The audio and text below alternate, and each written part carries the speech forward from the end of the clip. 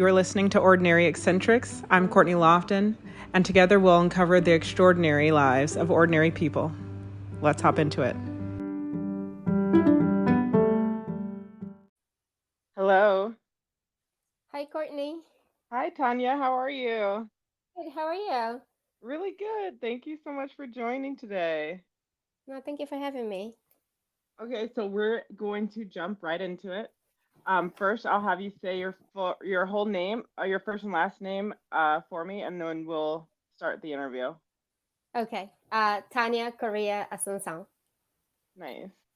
And we'll just jump right into it. Where were you born and raised? I was born in Angola. I was raised in Angola up to the age of 16. Then I came to USA. Oh, cool. What was it like? Where is Angola? Sorry, I'm not. So Angola is Africa, Southeast Okay. Africa. hmm Oh, cool. What was it like growing up there? Do you remember much? I do. It's actually very, very different Hmm. because Angola is actually a place that had a civil war for a long time, pretty much my whole life when I lived there. Wow.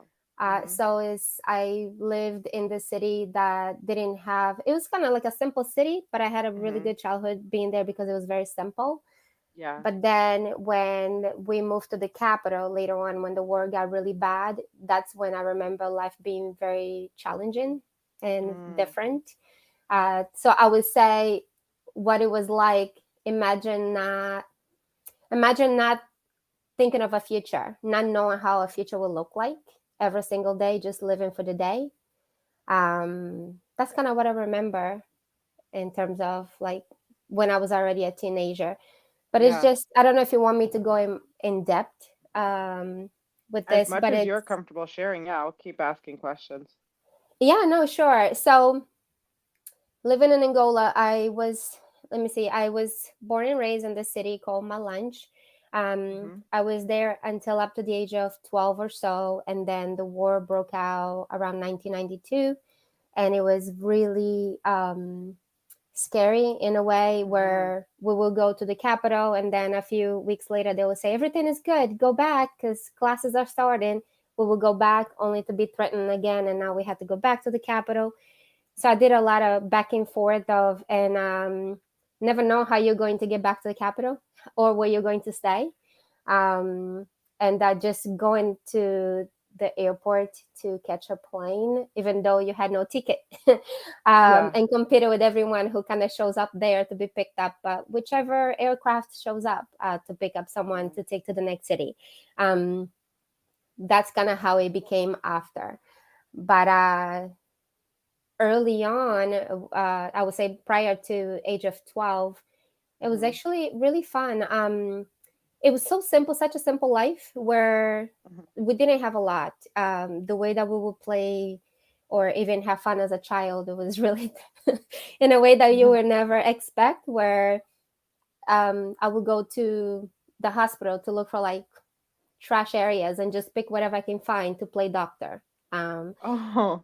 yeah, it was kind of crazy how I never got sick or no one in my family, but that's what we would use to play. And sometimes just play in the sand with bottles, like fill in the bottles and use Hmm. socks to make balls, to play with each other. It was such a simple life, but yet I remember being really happy Yeah. with the Were there simplicity. other kids around too that you played with, or were there a lot of kids in your community? Yes, I actually grew up with a lot of kids that they were right next door. We had neighbors back home were like family, where everyone was kind of watching out Oh. for each other. Yeah. Yeah, so if I was home or my mom was not there, I could go to the neighbor on the other side, and it's like my aunt, even though we had no family relation. It Hmm. was like an aunt to me. So we were always kind of taken care of by anyone who's around when the parents were not there, and people were just looking out for each other. So Yeah. yeah, a lot of kids that we grew up together, but I'm not as connected to them anymore at Right. this time. Yeah. What was going to school like during that time? You said they'd say like, oh, 2 weeks later, time to go back for classes, and then you'd have to be kind of shuttling back and forth. Well, what was it like going to school, I guess, in the midst of a civil war?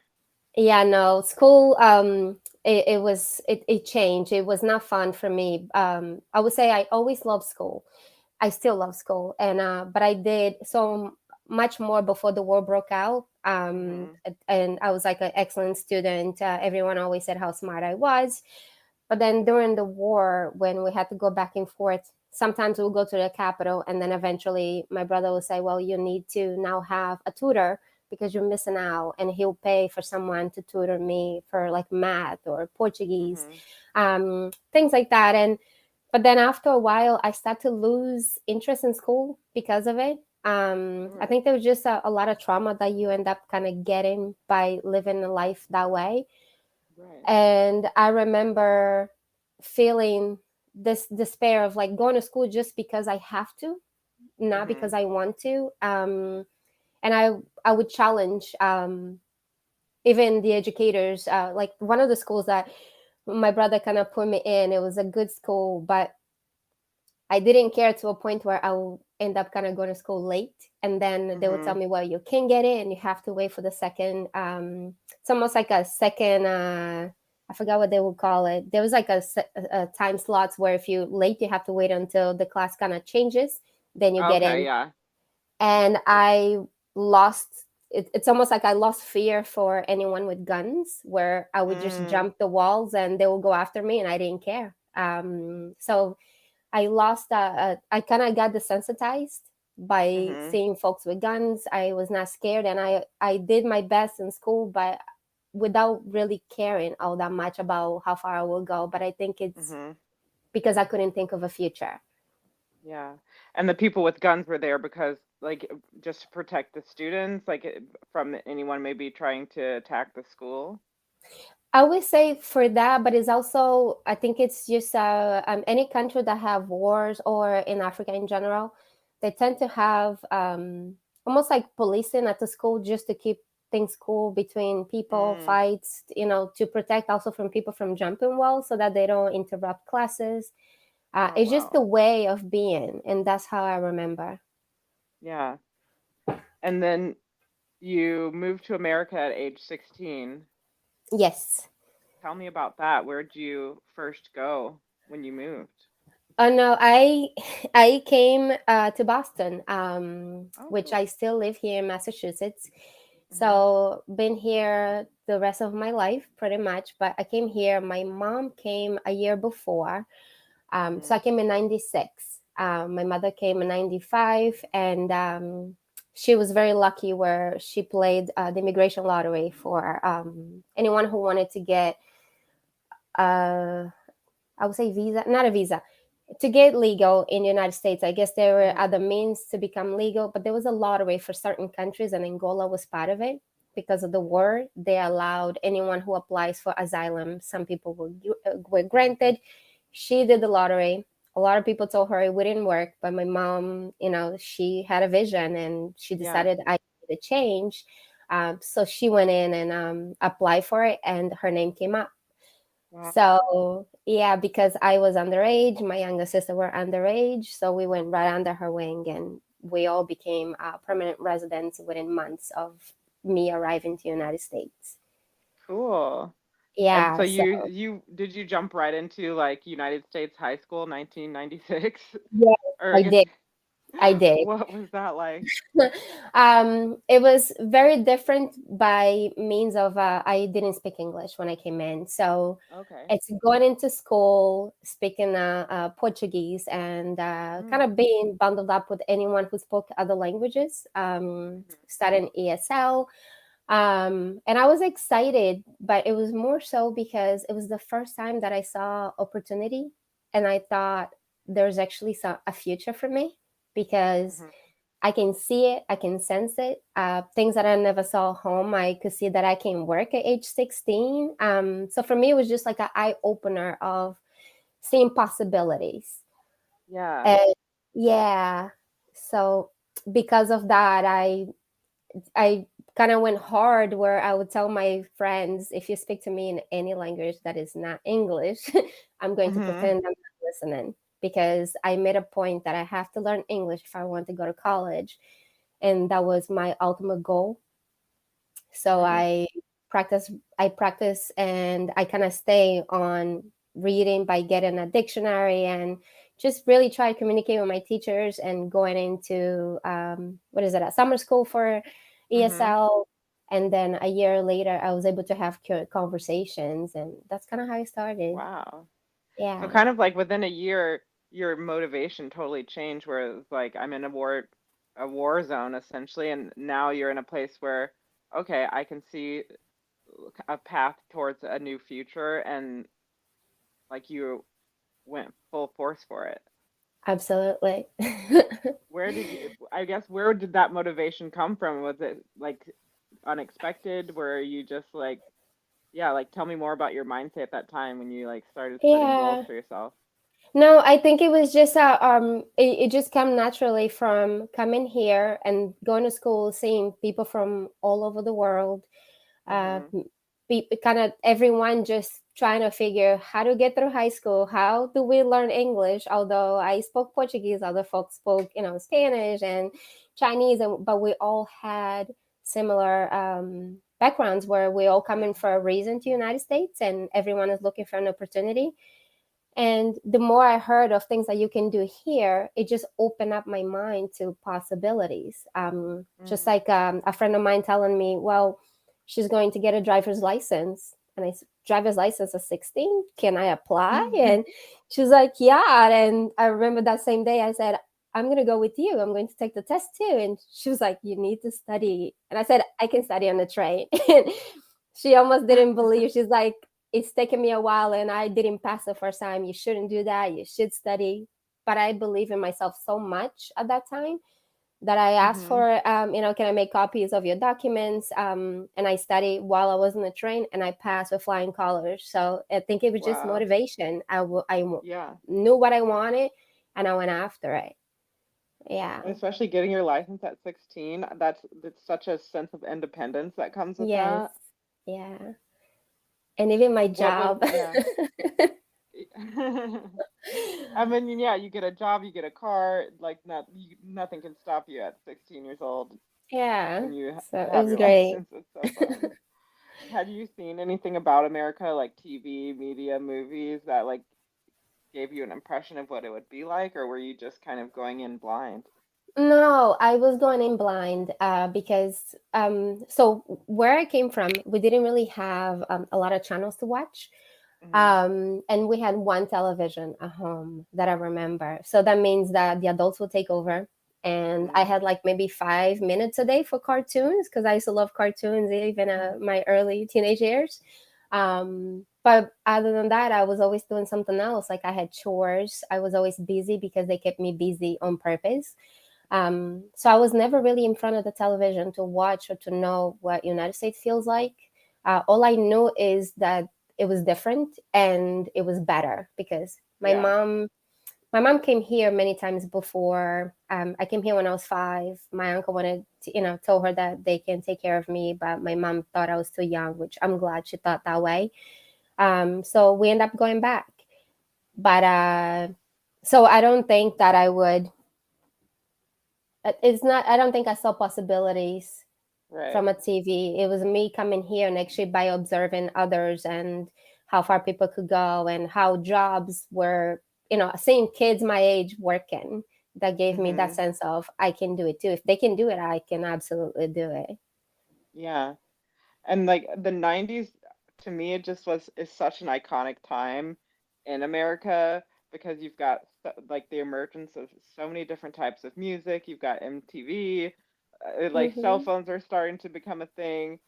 What was high school like for you in the 90s? Like Yeah, just no, like being a typical teenager.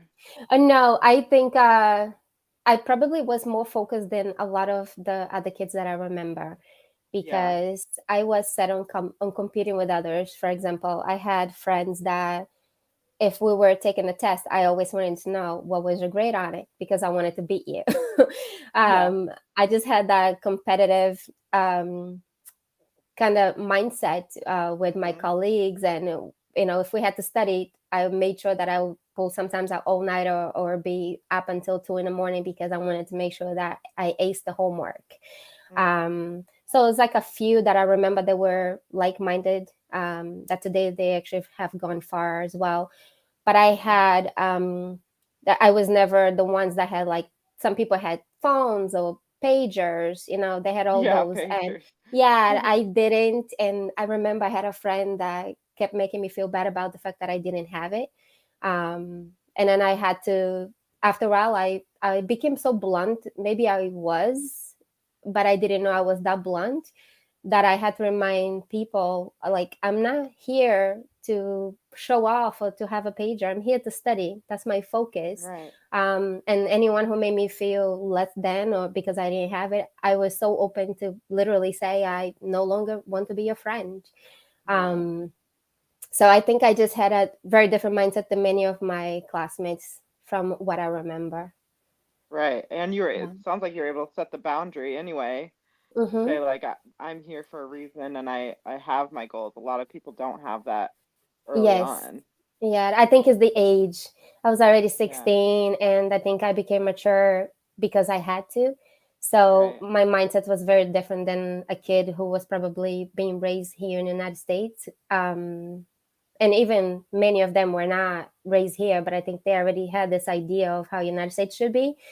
And Mm-hmm. I wasn't like that. It's not like my mom had it all. So she was struggling. And for me, it was more about what can we do so that we get off the struggling, the Mm-hmm. what we're going through right now, because I wanted a change. Yeah. Oh, totally. Were there ever times where you were felt discouraged or tired or just like, Yeah, I would say sometimes, but it was more when I was trying to apply for college because I always worked. Like my first job, I literally walked into a place, Stop and Shop actually, and I asked someone just to say, "Tell me who's the manager. Can someone translate for me?" And someone was willing to translate and say, "I just let them know I need a job. I'm here because I need to work because I wanted to be able to help my mom and I wanted to be independent." So I've always worked. So for a lot of folks that will go to college and they had like the time to live on campus and have a good time, I wasn't one of those. It's like I went to college full time. I worked at least a few hours a day, sometimes after work. Every weekend I was working when people were going out for like school vacations and they would go away. I never did. I always work extra time. So there were times that I just felt like I'm never having fun. I'm always just working. um, and then those times probably were a bit tiring. And even applying for college because I needed more help, probably more so mm-hmm. than anyone who spoke English and felt confident in their writing. I needed someone to proofread my writing, or just talk to me so to understand what am I choosing when I go to college, like in terms of my what am I going to pursue when I get there. It Mm-hmm. was too soon for me to know what I wanted, and at first I was actually going based on what I hear, not really what I wanted. So when the scholarships were coming for things that I then knew this is not for me, it was almost like too late because I signed up so early, only to figure out that's actually not what I want. And that was a bit Mm-hmm. exhausting because I felt like I didn't put effort on the ones that I really, truly wanted because I was Yeah. tired and I also didn't know who to ask for help because I didn't want to be the needy one to ask all the time, for example. And that's something that I think I still am like that. I like to do things on my own where I don't ask a Yeah. lot. Yeah. And I think that was the part that I could feel that I did feel like burned out a bit. Yeah.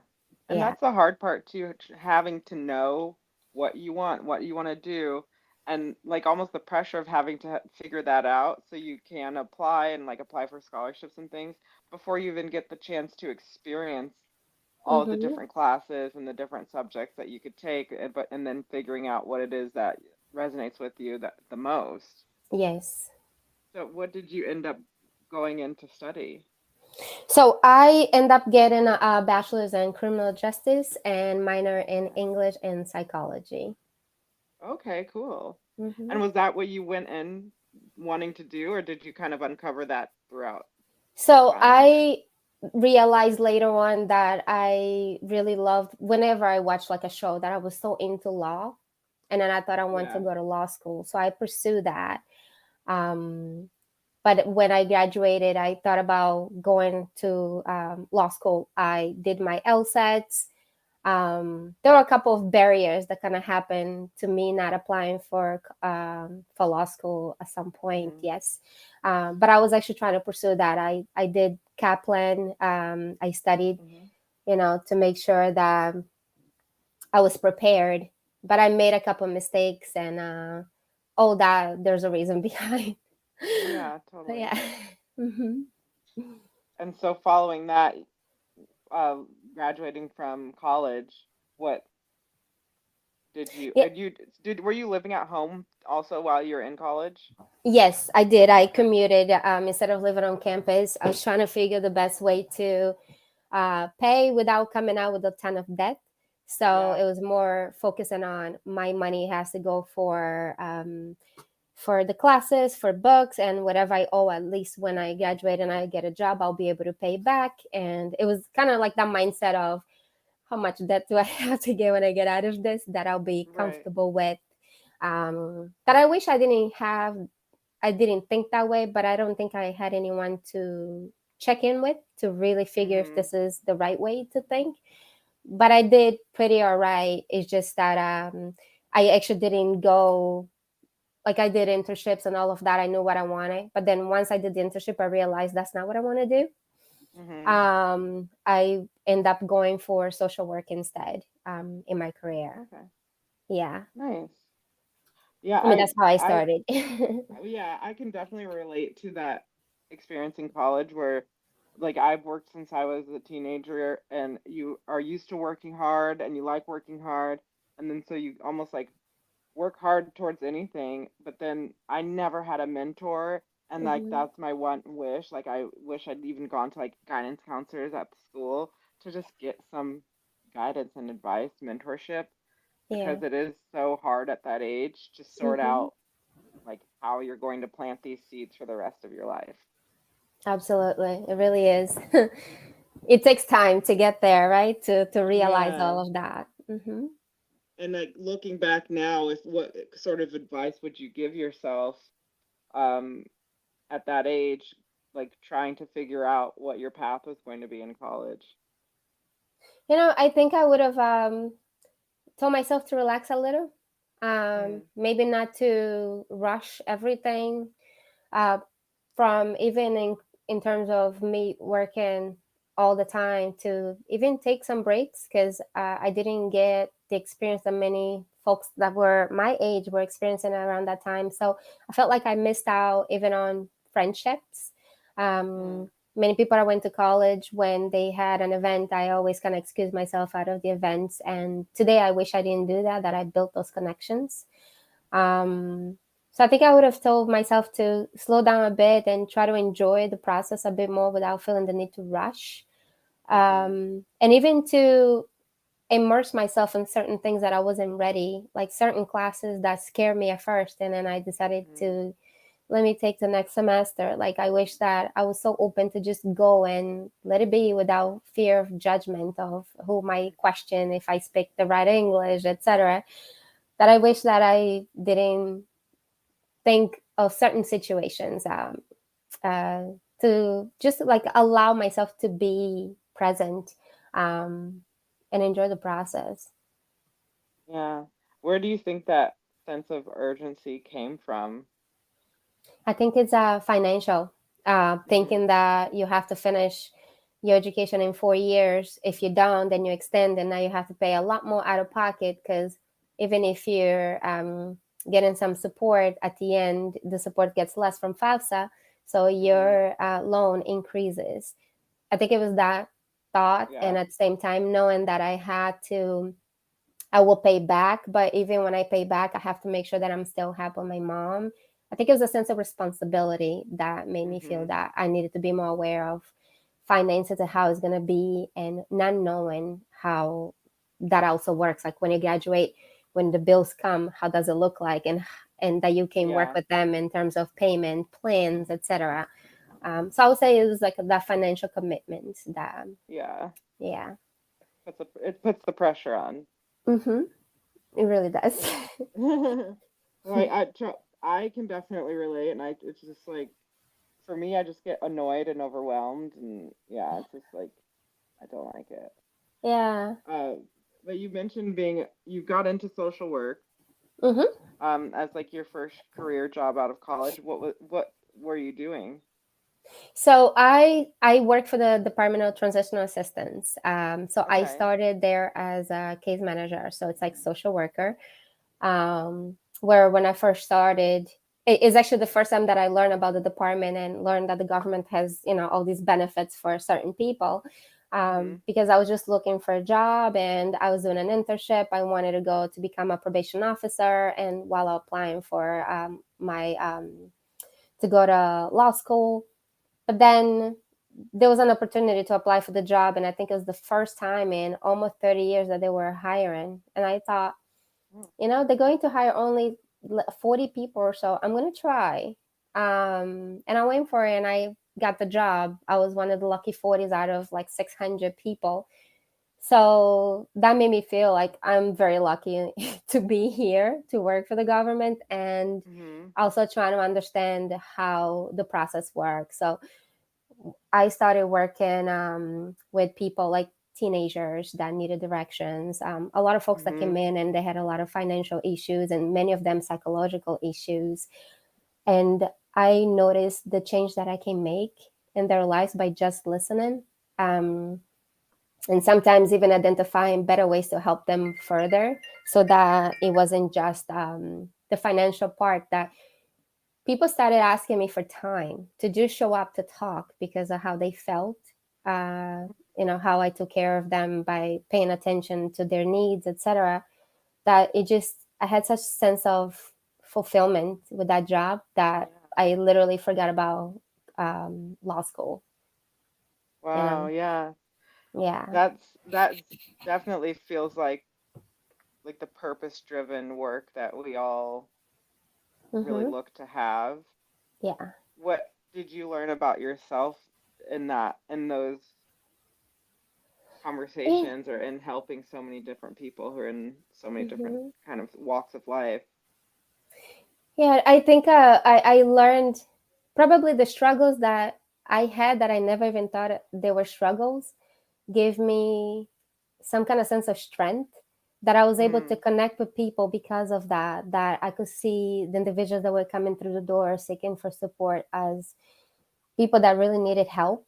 um, and I could see the trauma sometimes just by observing someone coming in and helping them to get the benefits they needed, but I could see that they needed more.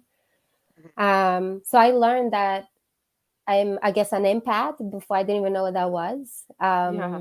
because I could feel what they needed, almost like this sense of intuition that I never knew I had. And I was able to identify through women, especially women that would come in, and the way that they would speak, I could automatically tell, is this person going through something? And then I would give them the room to just express themselves, and find a way to empower Yeah. them. And I think empowering them is when I notice I actually have a gift, because they come in, I don't ask a lot of questions, and they want to tell me their whole lives. That's something. Because if they feel that they can trust me that easy, and they tell me their life stories, what's going on, and including relationships that they were in, bad relationships, for example, Mhm. and they were open to tell me. And that's when I start to sense, I can actually help by just being honest and being authentic, Yeah. by telling them certain stories to support, because I had people that I never knew I was able to provide an impact until like years later, when the universe just got us to meet somehow, and then they would tell me what happened to them because of a conversation that we had. Oh And that's wow. when I know this is my calling. I'm supposed to help people in general. Yeah. Hmm. And that I definitely it seems like your first experience growing up in Angola and the strength you got from that set you up to be able to help so many people in that way. Yes, I think so too. Do you think, do you ever get like emotionally exhausted doing that work, or is it ever, are there ever times where you just kind of have to take a step back and say, wow, like, that was a lot, or that person's been through a lot, and like, how do you reset? Yeah, I think it depends. I noticed that if it is someone going through a problem or a process, and Mm-hmm. by the end, I feel like they got the moment of feeling, I feel better. Mm-hmm. I always got energized when Mm, that happens. But if I feel that the person feels worse, which is not often, but when I notice that, or I feel I'm not really able to help this person because the problem is way beyond what I can, mm-hmm. then I felt exhausted. So Mm, I think it's like dependent on my own capabilities. If I'm able to uplift someone, then I get energized because I feel good knowing that they left. When they left, they were better than when they came in. right. That's Yeah. amazing. How do you Yeah. keep, I guess, how do you keep that stamina for helping people? I guess you're getting energized from just the act of helping people, but when, Mm-hmm. like, just having to be in that empathetic state, and it's, I guess, like, hopefully once they leave you, they're leaving with a happier ending, but just knowing that each day you're coming into a new story of hardship, how do you keep the stamina to keep going? Yeah. So I don't know, because I used to get really excited when people were coming in, or like I had one of my clients will come in and she'll come with her father because she was dealing with so much and so many issues in her marriage because of her. I guess the husband was an immigrant from a place that they thought by being here they're going to look at them as if they were terrorists, for example. Uh-huh. And he was just afraid of her being in a system because he was working towards getting documented, and Mm, she was struggling with two kids, another one on the way. But I remember when every time she asked to come and see me, I was just excited because I could see that her eyes would light up when mm, I would tell her, I saw this, there's this opportunity because this program just opened up and you want to go for nursing. What are your thoughts? And she would get excited, like, oh, I really want to do this. Do you think I can sign up now? Should I do it after I have the baby? We would have these conversations that she would literally ask, can I come on Friday? And her father wanted to come because he said he used to feel good just being there in my presence. So yeah. that to me always made me feel that I was doing a service to someone. So I Mm-hmm. don't remember feeling depleted. If anything, I used to get so energized that at the end of the day, I needed to go to the gym and use the excessive energy that I had because I think at that point, I didn't have kids yet at that moment. I wasn't married, I was just in a Mm-hmm. relationship. But I got hyper. I don't know how to explain. Mm, yeah. I used to get so hyper that I think it's because it was such a quick turnaround of people Yeah. that I needed an outlet, and my outlet was the gym, pretty Wow. much every day. Yeah. And so it sounds like you developed relationships with people. It wasn't just like come in one time and leave, Mhm. but it was like a full relationship that you'd have with like different clients that were coming in.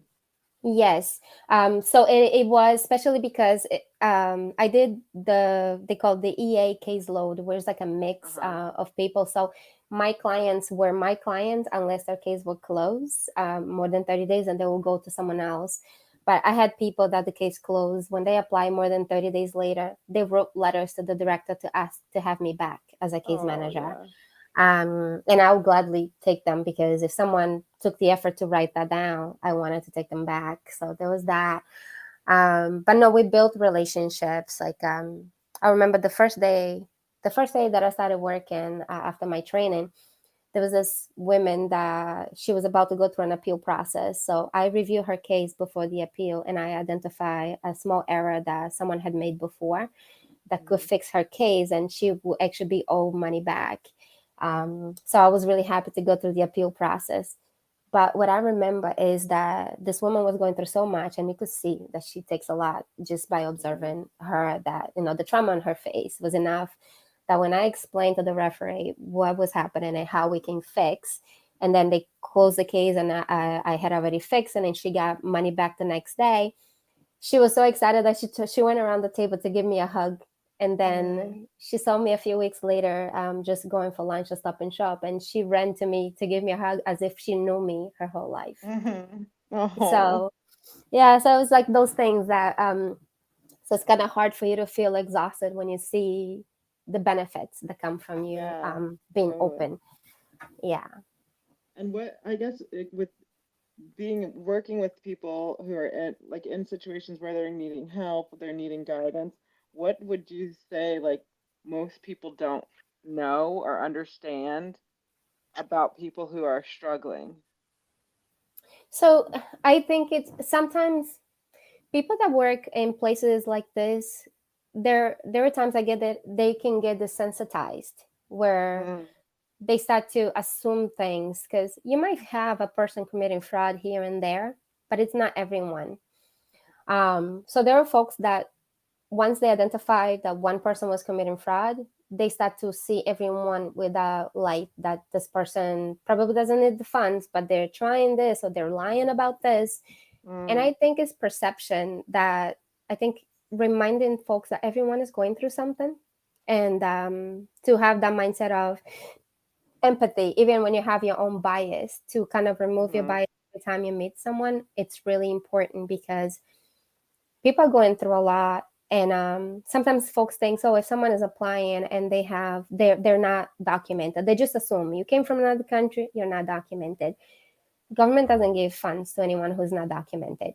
Everyone mm-hmm, has a status, is some kind of status that qualifies them. Like recently, I did a project with my team, and it's for Cuban Haitian clients that are coming from mm-hmm. Haiti through other countries. I heard people thinking these people don't qualify. Yeah, they do. They do. Yeah, They have the I-94. It qualifies them as Cuban Haitian entrants. Some of them are battered non-citizens. Like there's so many qualifying for certain people from certain countries, but people don't know what the codes are unless you work for the department to understand that. So there's right, that misconception of we're giving money to those that don't, they shouldn't be here, they don't want to work. People want to work. It's just that sometimes it gets really hard for you to live off what you make. So that's like right. support. That's why they say is supplement. It's a supplement. Mm-hmm, It's not covering every single bill they have. It's a mm-hmm. supplement to their bill. Yeah, so it's very different today. If I hear anyone on my team say talking like this, I that's the one thing that I'm very quick to remind them of why you're here, because at this point, if you are working for the government and your mindset is like that of questioning why people are here, you shouldn't Mm-hmm. be working. You're not fit to do that kind of Right, job. exactly. Yeah. It's like it's not one of those jobs that you just do for the paycheck. You really do need to be invested in the work and the people. Yep. You have to care. Hmm. Yeah. And yeah, it's such an I worked for a little bit for a senator, US senator, and I did do some immigration casework and Hmm. just some of the stories that you hear of like people having to leave for 10 years and come back and families being separated. It's really like it's heartbreaking and it feels like the process is so complicated and I Hmm. don't understand why.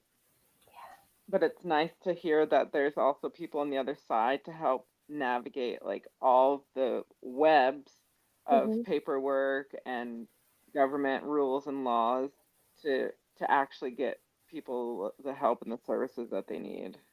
Absolutely. Because for me, although I didn't go through necessary, because I didn't even know these benefits existed, or my mother, but I Yeah, was an immigrant to know the struggle. So for me, it's right. putting myself in their shoe, and I know how that feels like when you're struggling every day. Are there things that you wish you had known when you first got to America that you could have used or had like take advantage of? I would say maybe not when I first got here, maybe a few years later, because when you are a permanent resident, you don't qualify until you make at least until you're like in your 5 years of permanent residency, unless you are Okay. like under the age of 18 for SNAP benefits. But Mm-hmm. all the rest of benefits, I just wish that I knew after at least 5 years of me graduating to tell my mother that there were benefits out there. And I didn't know until I literally finished my internship and I was going through a process of applying for jobs. then I learned, oh, there are actually other benefits that you could have Yeah. qualified for. Or at least for my sister, she was underage. She could have qualified for my sister, but I didn't know that. And I do Yeah. wish, but at the same time, I'm not really sure if that would have changed anything by having a little bit of support, because I think the struggle did push me to do things in a certain way. So I feel like there's never a regret Yeah, for no, anything. totally. It's all Hmm. learning and it's all everything happens for a reason. Yeah. And now, are you still doing social work now? So now I'm a director. I'm an office director now. So I have I Wow. oversee 3 teams in DTA. So I have a project team, I have a funeral and burial team, and the rest home team. So that's my job now as a director. That's amazing. So you stayed with the department and like Yes. really made a home for yourself there. Yeah, I work my way up That's through. amazing. Yeah, thank you. And what are your goals for yourself now? I know we've connected through Jay Shetty Coaching School. Hmm. And what brought you to life coaching? What do you see for yourself for the So future? So one thing about my job right now, as a director, is very different because I am dealing more with staff development and mentoring more so than coaching. Mm, So you do feel that you lose a little bit of that sense of helping those that truly need. Because hmm. at this point, I help more my staff towards professional development, or like I was mentoring someone that just got a job. That makes me excited to know that I can do those things. Hmm. um, but it's very different because you know their need, but it's not those kind of need of someone coming in and asking for support or to really understand, to give them a sense of direction. I'm always trying to remember myself, I'm your director. That means I will provide direction, but I cannot tell you what to do. Hmm. But I think it's the satisfaction piece that I feel I miss a little bit, that the further you go in your career, you start to get away from clients. Right. So I feel a little bit of a loss of the feeling that I used to have of supporting others. And I know that the help that I give now is in much bigger scale, but because I'm not in the person at the front, Right. I don't see it as much, but I know I see it through the work that I'm doing, especially on my project team, because of the kind of work that we're doing for DTA. We do a lot of special projects, and most of them are to is supporting the entire department when there's any issues. Just like Cuban Haitians, that became our kind of primary project for like 3 months straight. Hmm. But that so you get that sense of responsibility and support, but you also feel very much far away, like not my staff because they're the ones talking to the clients, but for me, I feel a lot further from them because Right. of the other 17 people that I'm responsible for. Right. So very different in a way. So going through Jay Shetty's school is really the way to get back to that, because I felt that I can actually coach others because of what I know, what I'm able to do, how I can connect to others. Right. That at some point I would really wish to transition towards a business where I can actually let go what I'm currently doing, or maybe do that plus. But I Right. think I have a bigger vision of what I want to do at some point in terms of business. And it requires me to have, some kind of sense of how can I get there? So Right. Right. this goal is kind of supporting me towards the goal that I have, which is um, having working somewhere like having a wellness center to actually do similar work, but a much different way, where I'm actually talking to people that are going through certain things and Hmm. coaching them towards their goals. So that's kind of my way to figure a way back into that, but more in a business sense rather than Hmm. working for someone else. It's so interesting because your career path kind of you've gone through all of the roles that would have really been a service to your younger self when you Yeah. first got to America and were going through school and college and career search and all those things. Like you've gotten to help the person who is like struggling and like needing to figure out all of the bureaucracy and red tape of being here. And then Hmm. also now you're in the mentoring role of mentoring people who are working. doing the casework that you once did. Yes. And now it's like, yeah, again, with the life coaching, you're opening up not to just people the state of Massachusetts, but anyone Anyone. who is, I guess, like, yeah, could you tell more about like who your ideal coaching clients are, what your like coaching client relationship like you hope to have? Yeah, so this is actually the area that I'm still trying to figure out what my niche is. Mm-hmm. Um, but I'm sort of starting to understand a lot more that it feels like it's more mindset and relationships, just based Mm-hmm. on the people that I'm currently working with. Because I did get some folks outside of the school to coach and kind of navigating that process. And it's really people just sometimes not following through with their habits or creating a mindset so that they think differently about things so that they can kind of change their days rather than reliving every day because you're going through the same thoughts, same process every single day. So I feel like it's more like the mindset change. Um, Folks that are struggling through identifying how to live their lives daily or how to, take care of their children, their spouses, and at the same time being a mom or and yet you feel depleted. I feel like a lot of folks that are struggling right now and not understanding. I, I notice a lot of people are going through stress. The ones that I'm Mm-hmm. talking to, there's always that stress, which becomes the barrier, and sometimes they commit, but then they can't follow through the commitment. Um, Mm-hmm. those are the people that I feel like I've been attracting lately. So I think it's time to open up that thought for me. What is really that I am good at? Because based on what I'm attracting from the folks that Yeah. I'm getting. Yeah. And really based off of what you've experienced as well. You're a mother, right? I saw like you Yes. said you had some kids. What Mm-hmm. has it been like raising kids in America uh, after growing up in Angola and then coming here as like a teenager? Yeah, it's very different because here you have to be aware of, like, you have to be aware of the laws. You have to be aware how you're going to show up for the kids Mm-hmm.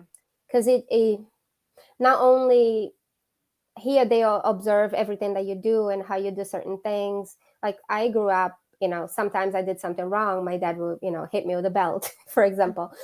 You can't do that here. So it's almost like you have to be more mindful of how you're raising your kids. And at the same time, we get to learn the things that help you to be a better human in a way. So Yeah. you almost have this awareness that if I talk to my child this way, I want to make sure that they grow up to become the best version of themselves.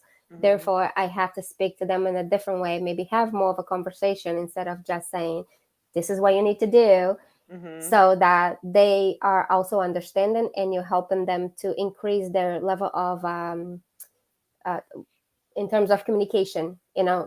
raising their communication skills, because I think it's really important. Communication skills is huge anywhere that you go. And that's what I noticed, that if I speak to them like I would anyone else, instead of talking like I'm talking to my own child, I'm also serving them a purpose because they're learning to communicate with others through me Right. by observing. Um, so it's very different because for me, I don't remember growing up that way. There was a lot of, this is what you do, this is how you stay safe, you can Mm-hmm. leave the house. There was a lot of, um, someone was always watching out for me, not to do, the wrong thing or not to go in the wrong direction. Right. But here is like you have to be more aware what you do, who's around you, but at the same time, there's more opportunities to know how to raise a healthier child. Mm-hmm. That's what I noticed. So I try myself.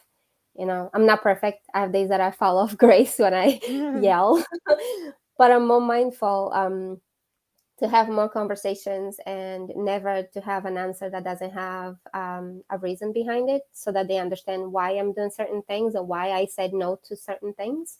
Mm-hmm.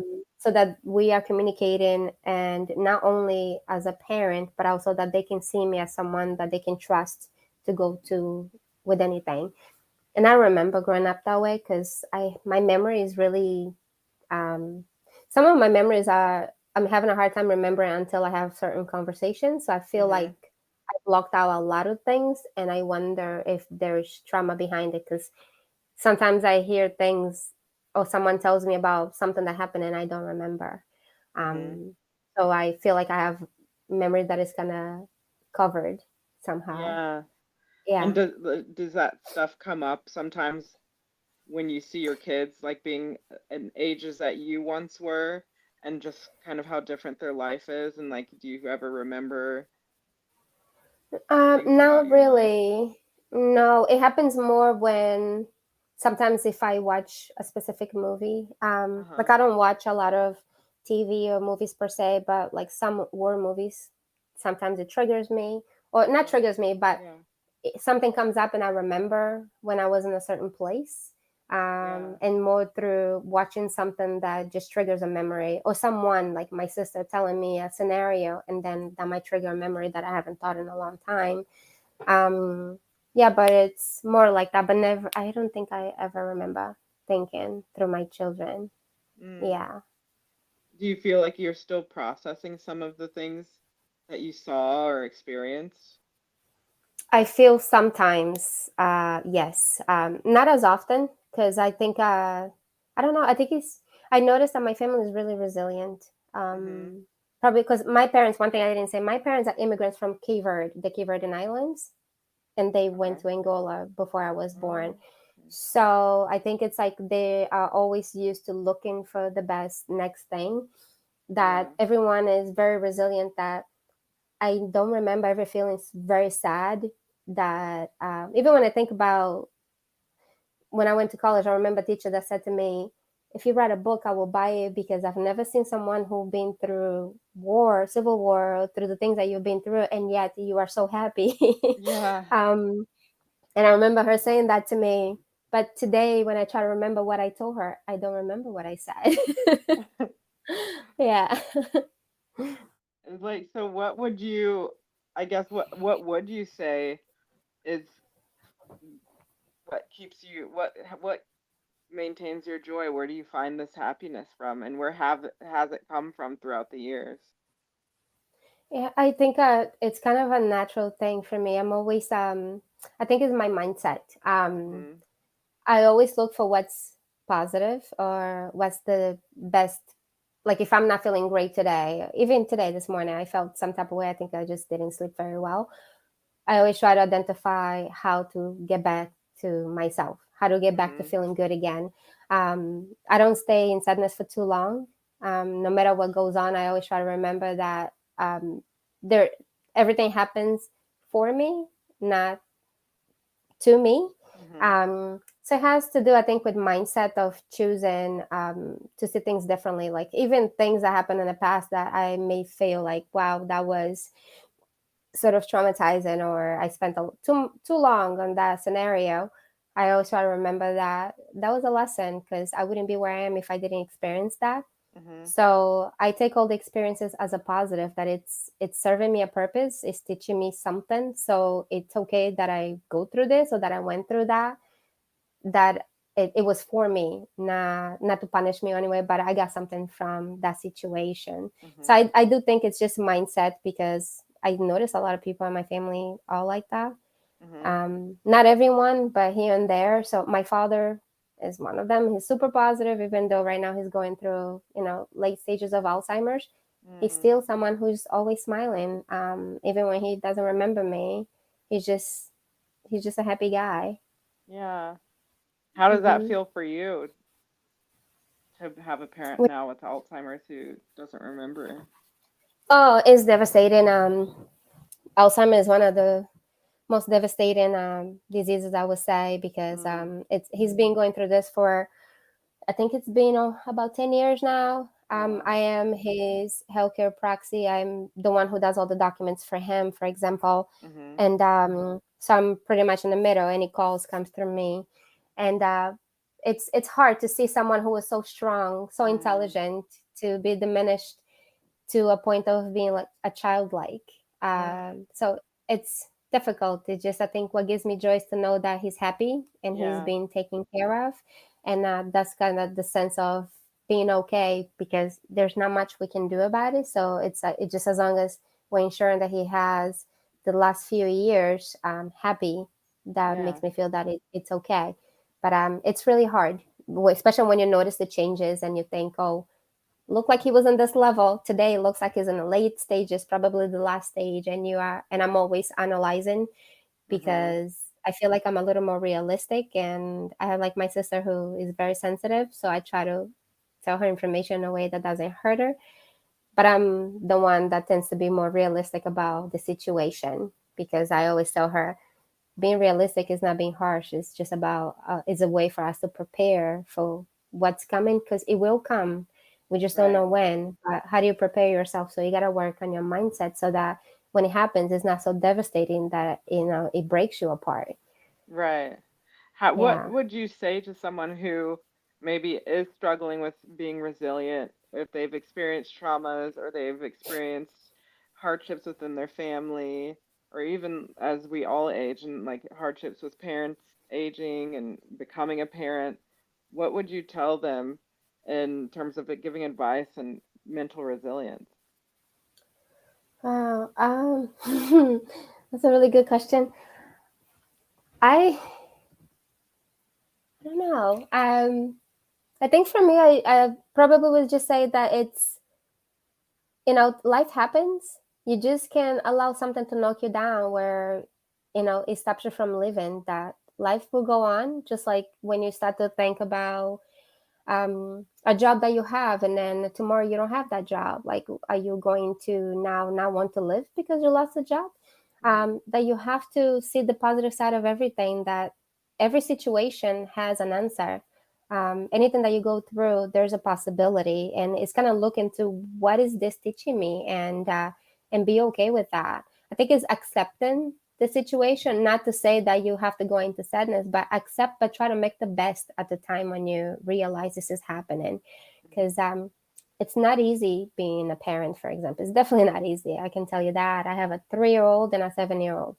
It's not Wow. easy, Yeah. but you just make the best of it, and you know that you are raising, these humans to be as best as they can be, and you have this responsibility. So you got to do right by them. You chose to have them. And I think the same goes with anyone else going through a loss. A loss, I think it depends. It's all about how you see it. Depends what kind of loss. Is this a loss of relationship with the person still here? Let them go with love. But if it is Hmm. through death, that's hard. But I think you have to find a way to go on, um, to almost like celebrate their life, so that you see that their Hmm. life was well lived. Because I think you have to capitalize on what did they do right, what went right, instead of what went wrong. Because sometimes we focus too long on what went wrong. But I think you also have to think of what were the positives of a situation to actually help you to build that resilience. Because for me, it's always been that, always identifying what was actually going well, what went well. Because there's always something to be happy um, in any situation if you really took the time to analyze it. Hmm. There's a lot of goodness in the world. It's not. Sometimes we focus on the bad too long, but maybe we should focus on the good longer for that Hmm. resilience. What do you think your 12-year-old self or your 13-year-old self who was jumping over the fences to get to school late would say about you now? Oh man, I think you'll be really proud of me because I went through a lot of fears, many things that would have stopped me from even getting the job or going to school. Never did, because the trauma that I experienced back home, including losing my front teeth, for example, when I was 7, Mm, and I didn't get one until I got my first job. That's something that I had to go by doing public speaking in college and knowing that people are going to watch me and I have no front teeth. But I refused to wear a fake one because it mhm, didn't feel authentic to me. But it didn't stop me from getting my job. It didn't stop me from moving forward. So I would say my 12-year-old will be extremely proud because I don't think my 12-year-old would think that I'll be where I am today. yeah. You Hmm. definitely have practiced resilience and confidence, it sounds like, to just keep going and like just show up as yourself. Yes, absolutely. I believe in being authentic too. So, Yeah, yeah, thank you. yeah. No, thank you. This was a great conversation. It's amazing to hear your story, and I feel like there's so many people, especially coming, well, all over the world, who are immigrating to different countries from their own war-torn country, and it's such Hmm. a difficult process, and even people on the other side don't understand fully like what goes on for people who are immigrating. So I'm Yeah. grateful that you're able to speak more to that. Yeah. No, thank you for this platform. This was actually really interesting. I Yeah. appreciate it.